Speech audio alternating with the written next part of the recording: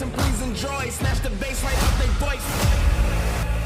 Shouldn't threaten us unless you mean it. Yeah, we thirsty for some blood, we fiending. If it's really what you want, then bring it. Bring it.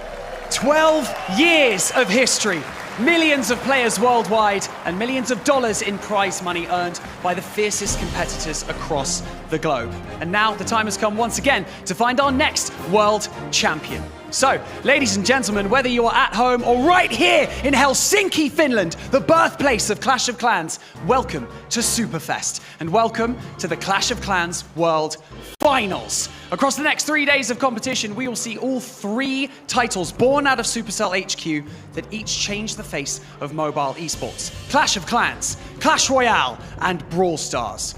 This is set to be the most epic showdown under one roof. So grab the popcorn, because it's going to be non-stop action throughout. My name is Barney Banks, and I am your host. And let me tell you, I am so excited to be back here on the main stage with all of you. But we have some more familiar faces to introduce you to here on the main stage. We've got 2 dynamite casters. It is, of course, Clash Bashing and Judo Sloth. Thank you. Hello. It is amazing to be here in such a wonderful arena. What a year we have for Clash of Clans. I am pumped for the matches, and what a time to join the team Clash Bashing. Oh, Judo, I'm so excited to be here casting my first live World Championships here at Superfest 2024. And guys, speaking of Superfest, you can earn rewards all weekend by going to event.supercell.com. Yes, you can indeed. What do we love? We're all gamers here, aren't we? We love rewards, but we've got to keep this flowing because we've got even more familiar faces to introduce you to, because up in the caster booth, we've got Carbon Finn and Itsu. Thank you so much, Banks. Welcome, everyone, to the 2024 Superfest. We will be crowning a new world champion this year. So excited. Are you ready for that big weekend, Itsu? I am so ready. So many good matches, so many good players, and in 3 days, everything is coming down to the world champion now. And I think we should take a look at the format, Carbon. Yes. How everything works this weekend. Absolutely. This format is going to be a little different than years past. It's going to be a 6-team group stage round robin with the top 4 single elimination finals, which is going to be on Sunday. And then it's going to be a 5 vs 5 clan wars where each player is going to have 1 attack each in hard mode. And of course, the last team remaining is going to be crowned the world champion. And they're going to be fighting for an incredible prize pool. That's right, it is going to be a lot of pricing on the line. Let's take a look at that. The first seed is crowned the world champion and is going to get $300,000, while the 5th and 6th seed is going to get $60,000, a total of $1 million prize pool. That is a lot for those teams on the line. Wow, a lot of money that they're going to be fighting for. But of course, let's take a look at the teams that are going to be competing this weekend. Well, day 1 today, we're going to have 3 teams. With the first match, going to be Synchronic taking on Navi, and of course, MTFY will be playing in the next. Tomorrow, we're going to have Stanima Esports taking on Millesime MG, and Tribe Gaming will be playing as well. And then day 3, that's the single elimination finals, where we're going to have 2 semifinals, and then the one and done grand finals there, Itsu. That's right, no second chances anymore on day number 3. But we are on day number 1, which means a lot of Clash action has still to be played. And I think we should take a look at the predictions so far for the first day, which we have. Because we have, done our, whatever we think is going to happen today. We have 3 matches total. And the first one is already a split on the caster lineup. And I feel like overall we are predicting really heavily into 2 teams because one team on this group is a really unknown for us. Yeah, MTFY, an unknown. They'll be playing in match 2 and 3, so we are picking the opposite team from them. But with Synchronic coming in with the very first golden ticket, they were really strong. But Navi, a fan favorite, many love to watch them. They have 1 world championship under their belt, and we have a few of their players that have been here 6 times now, which is incredible. It is just incredible. The consistency of those players of keep making it to the World Championship with qualifying every single time. But I think everyone is ready for the first match, and I think this is why we should take a look at what Banks has to say. Thank you so much, Carbon and Itsu. The scene is set, the stage awaits, and I think our audience is ready. Let me check. Audience, are you ready for your first match? We'll get there. We're warming up. Months of preparation have led to this moment, so it's time to introduce your first 2 teams to the main stage. Kicking things off with Einstein, Philip, General X, Mark, and Simon. They are Synchronic Gaming.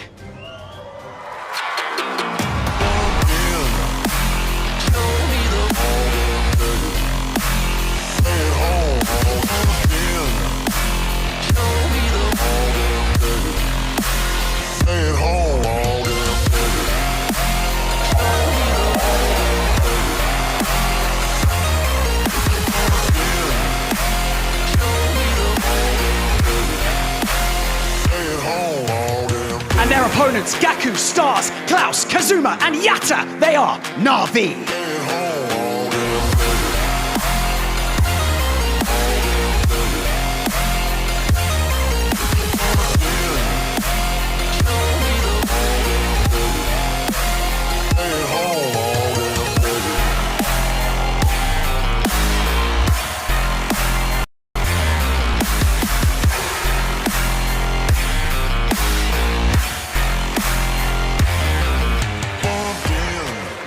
What an epic first match we're going to have here with Synchronic taking the very first golden ticket, Na'Vi getting the 4th one. I cannot wait to see what these teams have been doing because since this is going to be in hard mode, many teams have been hiding what they have in store. That's right, but the first team on this stage, Synchronic, they are known for their base building, but as well, their offensive stats are looking incredible. At this point though, I want to give a quick reminder that those stats were collected during the qualifier phase, which was played in the normal mode. This one is completely different. It is the hard mode, it is the biggest challenge right now in the game, and this is what they're going to play on, and will somehow try to get as many 3-stars as possible. They are going to try their absolute best, and with hard mode, many of these stats have decreased significantly. They were hitting at about 100% hit rate. They were going for time since that was the previous meta, but there is one player, not Na'Vi, who is going to be really strong, and that is actually going to be Yatta. We have Yatta, Gaku, Stars, Klaus, and Kazuma. Yatta is actually still perfect in the hard mode, even after the recent nerfs. And that is incredible, impressive. I mean, the stats look quite consistent, you want to say it there. And this team is no easy opponent whatsoever. The first match already, an incredible showdown between 2 favorites, I would say, in the entire tournament. Synchronic really for their base building known. But it looks like there's still one, and it can be only one fan favorite out there, and that is Na'Vi. 82%. That is a statement. So many probably are wondering, why did I take Synchronic in this first match as well? Because I sat down with each one of the teams, and Synchronic, when I spoke to them, did they have anything special lined up for Na'Vi? And yes, they did. They're trying to target 2 players individually, which are going to be Klaus and Kazuma, trying to target with some fireballs. So let's see if that's going to come into this match here. overall, it's a really big unknown. What is going to be the meta overall? I feel like we have already said Warden charges seem to be incredibly strong with Fireball together. And this might be something where the base builders are then like starting. How can we defend that? How can we bait it maybe? How can we get in the head of our opponents? And another big factor is going to be how the stage is set up. As a player, you're surrounded by the crowd, which is completely different to, well, playing from home. And I think we are ready with the first attack. So make some noise for the first attacker.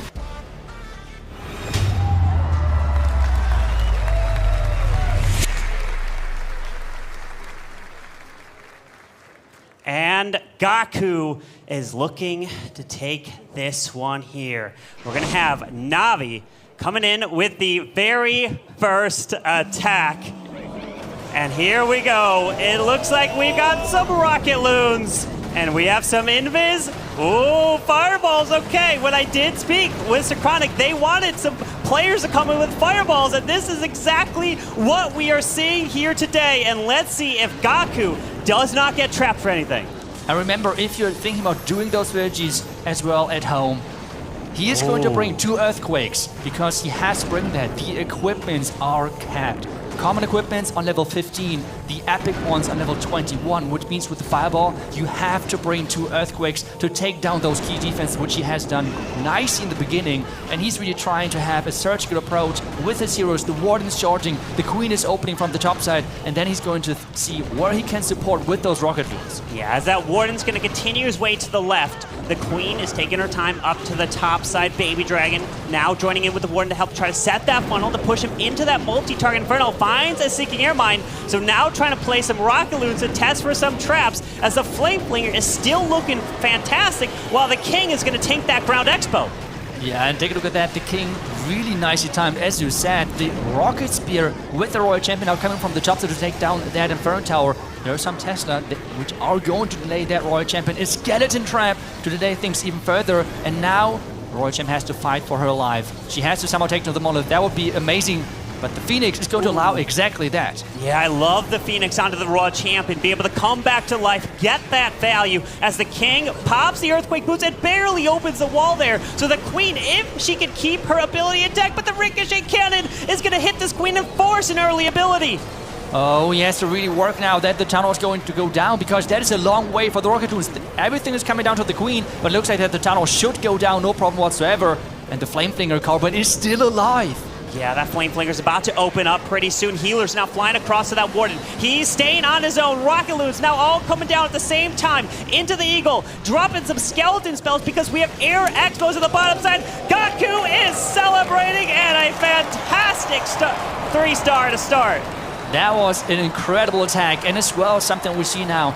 The attacks are going to be more controlled. I feel like especially the first one are not going to be impacted by time whatsoever. It's all about getting those early 3-stars, putting up the pressure on the other team, especially if that team is known for their defense. And Gaku is doing exactly what he had to do in that position and is delivering yet again. The experience pays off.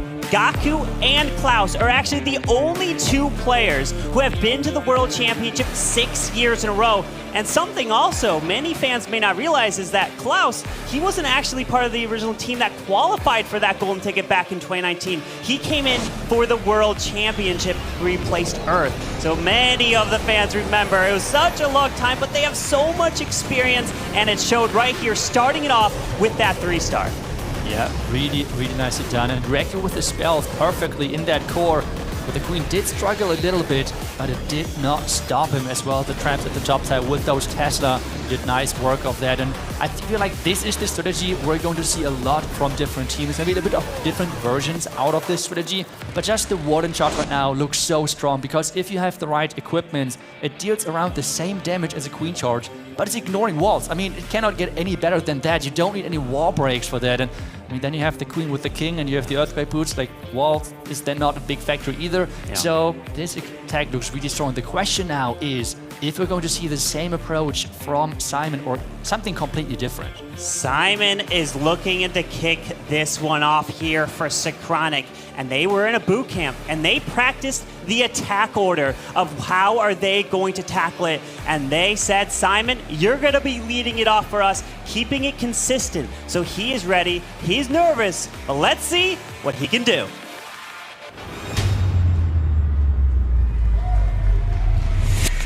I think nervous is a really good call because it is just so different attacking on stage, and we have a lot of young players on this roster, a lot of players who might do this for the first time, and we have the experience on the other side. You said how important that can be. We're seeing a different approach. We see the Electro Titans combined with the Super Barbarian, some healers as well, but we see what is really interesting, the Angry Jelly on that Archer Queen. What do you make of that? Yeah, an Angry Jelly on that Queen means that she will go target defense to defense first, with that Golem out in front to help try to protect her so she can charge her way deep into this base. But it looks like she may get pulled to the Wizard Tower first, as a wall break is going to continue its way as the Grand Warden is down with the King, and a few Ice Golems have been lured out of the defense of Klein Castle. Using now the Super Baron behind the Queen, because remember, she did not funnel that part of the base because she's only taking those defense, and he's going straight into that Town Hall. With the Rage Tower on the back end, there's going to be so much damage, but going through the Town Hall means that you're forcing that Warden ability early. The Valkyries from the Siege Barracks are going to reinforce now this main push into the base. This is going to be a heavy push going further because the tower just exploded. Take a look at Dot Carbon. Look at the Valkyries that came out of the Siege Barracks, were able to help assist, and there's the Earthquake Boots of the King to completely open up the core of this base, as the Queen ability is now utilized and still has the RC ability as he continues this push. And look at the Valks, they just won't die, they keep getting value. They keep getting value, keep spinning with the Eagle on the back end. That's a really surprising approach going to the Town Hall. He just did not care about that whatsoever. The Queens at this point is 3 Archer Queens non-stop going for different buildings. Now they're doing what they can do best, going for walls, but this is going to be the first Rage Tower for Synchronic. And the crowd is loving it. Loving it indeed. Simon coming in with the pressure. I saw him walking around backstage. He was all by himself. He was nervous, taking it all in. And I talked to him. I was like, Simon, just take a deep breath. It's a once-in-a-lifetime opportunity, and he took advantage of this, and he delivers. Now he can try to help his teammates out and help them plan, help them scout, and get any last-minute preparations in.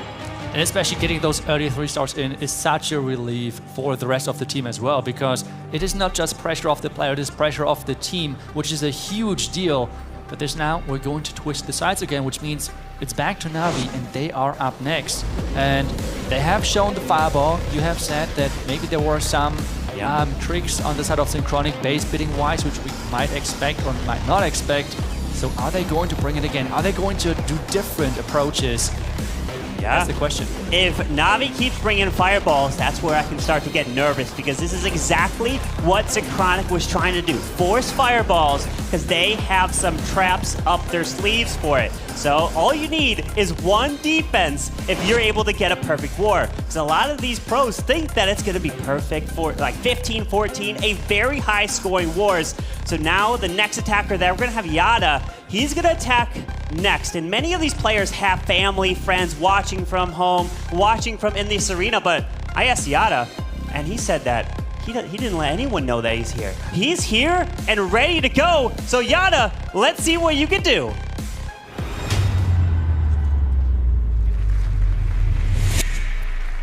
And he is one of the players who is still on the hard mode 2. Let's call it that. Hard mode 2, because it was adjusted.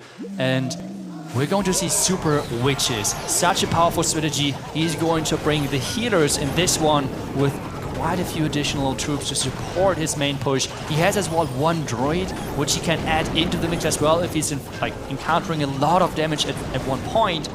But as well, doing that one war for quite some time, which is the power of the healers, that you can do exactly that to get the fireball a little bit deeper into the base. And another reason why Yada has been so strong is because he really comes in towards the end. So him attacking in the second position is kind of not normal. He usually kind of has come in the fourth position a lot. So let's see what he can do, since his attacks were on the slower end. And Super Witches, they can be on the slower end as well, but your first focus is getting that 3-star as the Queen was now placed to the far left side, setting up the funnel. We have Super Witches, and typically we're going to see the King paired in with them, so when you pop a King ability, it can get so much value.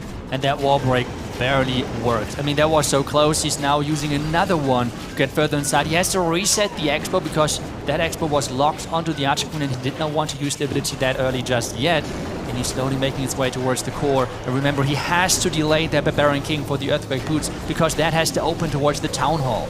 And the Monolith! With that freeze to help stop the damage onto his King as the Queen, she comes back around so she can actually join into the core of the space now as the Warden ability has gone off, but these Ice Golems are going to slow him down tremendously as he has to keep this King ability left so it can open up the backside. It looks like it's forced there, and it does not open up into the Town Hall.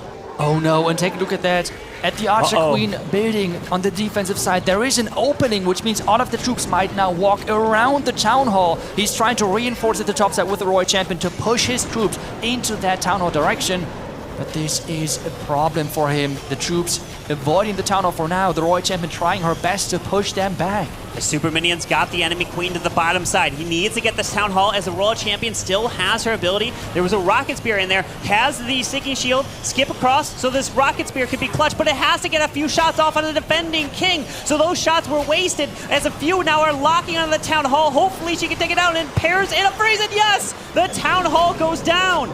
But the tech is still having to 3-star. That's the name of the game right now for those teams, and he's struggling with that Town Hall poison. It's slowing him down so much. Only 30 seconds left, Corbin.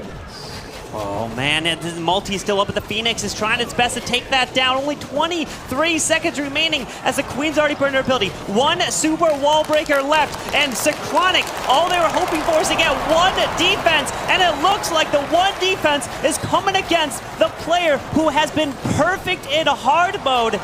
Wow, unfortunately for Yata, not able to deliver. That was the second attack from Navi, and it's gonna be pretty much a time fail there.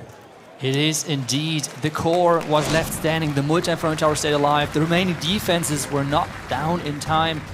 And really, the Earthquake Boots are so powerful. But if you cannot get the King close enough to the wall which you want to open, it is just so punishing. And that was really the problem for him. Having to go through this one extra wall has cost him a lot. And the Ice Golems helping slow things down made a huge difference from the defensive clan castle. So a 94% there for Yata, but it's not over. So many more attacks still to come in. And these players, when asked when do they get most nervous in an attack, some say backstage when they're about to walk on, or some literally right before they click the attack button. Pay close attention to the camera, or if you're in the arena, look really close at their hands. They may be shaking because they're waiting for a green light to pop up in front of them, so that tells them when they're ready to attack. And that is a lot of pressure on the players. And we have heard from different teams that they feel like Synchronic might be the team which is affected the most by pressure in general. And this is really where they have to concentrate, somehow get off the nerves. But we are ready with the next attack. So let's not wait. Let's go in.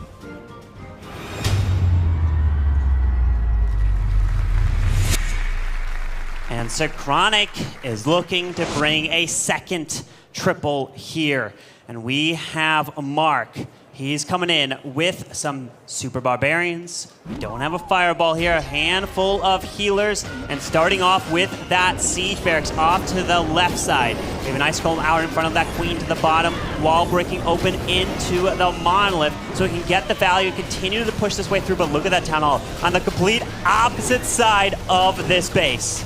That's right, complete opposite side indeed, and they're going in with the same approach as the one which they just did in the first attack. They just switched around some pets, for example, no Angry Jelly on this one, and interestingly enough, they're using the Yak on the Warden to make sure that they don't have the same problem which just Yata had.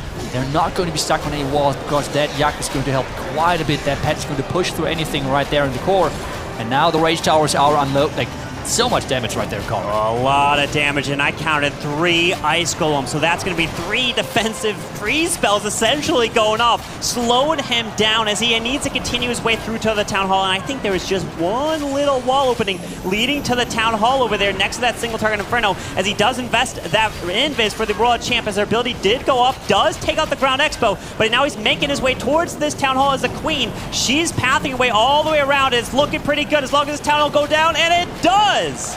Look at that. The Titans just don't go down. We have all 3 Electro Titans still alive. They're just so tanky. And he's protecting those healers at all costs. With the Warden together, they just cannot go down. And this seems to be the name of the game for Synchronic so far. They have prepared this strategy to really use it on those bases with small adjustments. Yeah. And it worked wonders so far for them. Fantastic job there. They are looking good. They were the first team to get a golden ticket, so many people may thought, well, hey, have you just been so long? Maybe you're not prepared for it because it's been a lot of off time, because Genelec said they did take a 2-month break of relaxing, being able to be on a vacation, do whatever they like, and then come back and focus on Clash.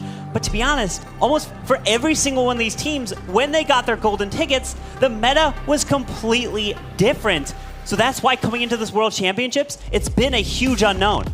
It is unknown for sure, and this is where the preparation is just so incredibly important for those teams, and it feels like so far for Synchronic, it is really paying off. And this is now the moment for Na'Vi, if they're falling behind even further, knowing that Synchronic has this super strategy evolved somehow, it is not going to be easy to come back from that, and they have to get this next 3-star in, and it seems like Kazuma is going next. So this next attacker, Kazuma, unfortunately, his hit rate has dropped incredibly from 89% to a 71% from when the hard mode changes went into effect. So let's see what Kazuma can do now.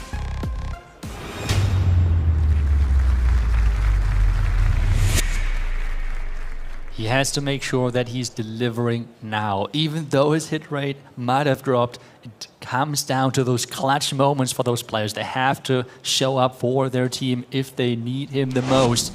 And well, it is going to be another Rocket Loon attack.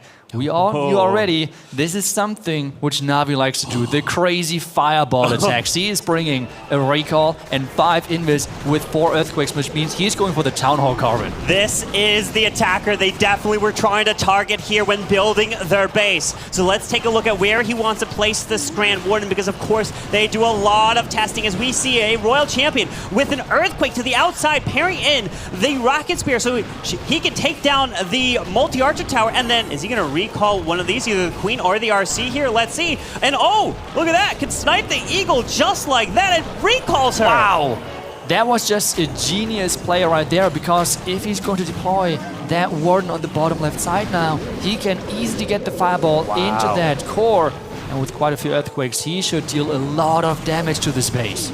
Look at the funneling he has set so far. So if he can grab that Town Hall with a fireball, there it is, Earthquake, Earthquake. We have the invis, Warden fireball, and hits it all! What a value from Kazuma! That was incredible. The entire core is gone with this fireball, and now he has to make sure that he's getting the Town Hall as well. There is no Bitterhearts though anymore, which could repair it. Wow, incredible job right there. Now the Rocket Loons are going to continue around, still S13. Remember, he has the recalled RC. He can send her into the Town Hall since there it is, and he does exactly that. So she will come back to life with the Phoenix and help secure it. That's right, first shot, Wow. second shot, and this means the Town Hall is going down. The second star is secure, and now his heroes with the Super Minions, with 10 more Rocket Loons remaining, should be able to overpower this base. The Super Minions are getting the first couple of defenses down, the air defense going down, and the Rocket Loons are coming in to finish things off. Incredible attack. Even though Synchronic was trying to specifically target him, they wanted him to do a fireball. I don't think they thought of that plan against the base. That was so nice. And this is hard mode nonetheless, right?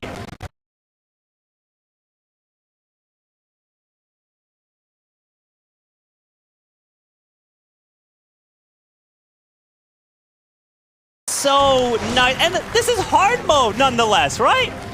That one looked so incredible. Just the multiple steps of, hey, okay, I will use the Royal Champion, I will use the Archer Queen to really set up this fireball. Instead of, like, I don't know, getting the fireball on a Bitterheart close to the tunnel, no, he's turning everything invisible to get the most out of that equipment and really delivering. Getting the 3 stars. We take a look at time, but at this point, time most likely won't matter since we already do have 1 fail that did come in from Yada. But an incredible plan. They come up with these plans in such short time as we are jumping into a replay to show you. Look at this, using the queen to the bottom side to set a funnel. Using the RC to set the funnel on the other side so we can use the invises to directly use the fireball. Because remember, it goes to the nearest defense. So if the nearest defense is on the complete opposite side, it's gonna fly all the way across the base, and it got incredible value in the middle there. I mean, that is just looking so satisfying. Every single time you see the fireball flying across, and you know already, this base is done. It's not going to see another day. This base is just gone, and that was what he did to that one. That was a beautiful plan, really setting up the equipment to shine, and it did. Yeah, it was a perfect plan for the base, and next attacker is gonna be Philip. And when I asked him if he wasn't a Clash of Clans pro, what would he be? Well, he said he would be a chess pro. So he loves the strategy games, and he's got his mind prepared. So I'm excited to see what he can do, because he's also a very creative attacker. So he can bring literally anything in the game. Yeah, but just seeing the first attacks of Synchronic, Yeah. I think we know already what we might expect here. But I think we should find out and see if our prediction is right.